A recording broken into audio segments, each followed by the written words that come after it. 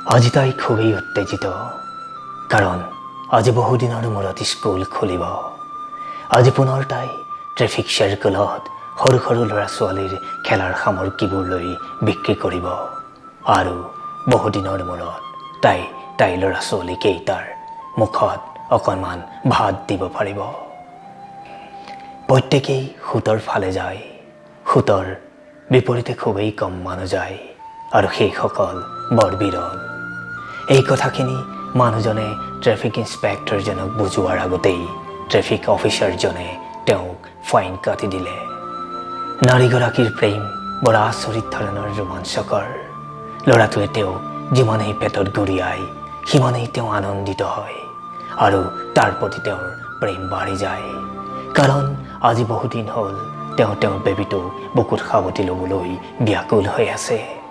কণমানি ছোৱালীজনীৰ কণমানি ককায়েকে মৃত্যুৰ সময়ত লিখি থৈ গ'ল, আজিৰ পৰা মোৰ সকলো পুতলা তোমাৰ।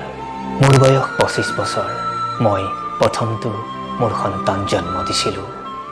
27 বছৰ বয়সত মই দ্বিতীয়টো সন্তান জন্ম দিছিলোঁ আৰু আজি মোৰ বয়স 55 বছৰ, মই তৃতীয়বাৰ মাক হৈছোঁ।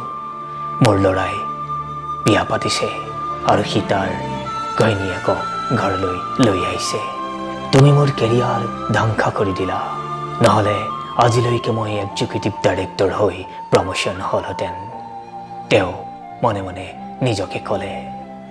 ঠিক সেই মুহূৰ্ততেই কণমানিটোৱে তেওঁৰ হাতৰ আঙুলিটো জোৰেৰে খামুচি ধৰিলে।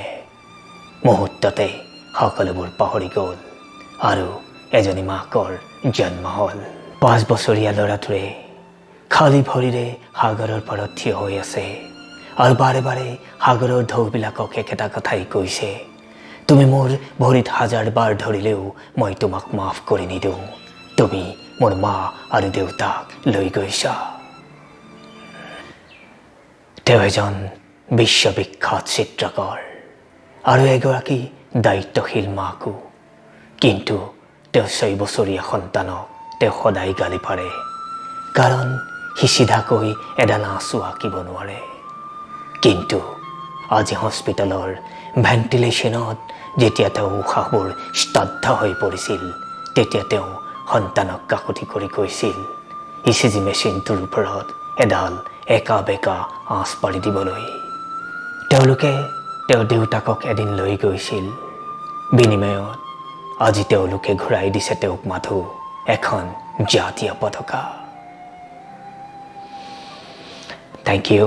Thanks for watching. যদি ভাল লাগিল চেনেলটো সাবস্ক্ৰাইব কৰিব। Thank you.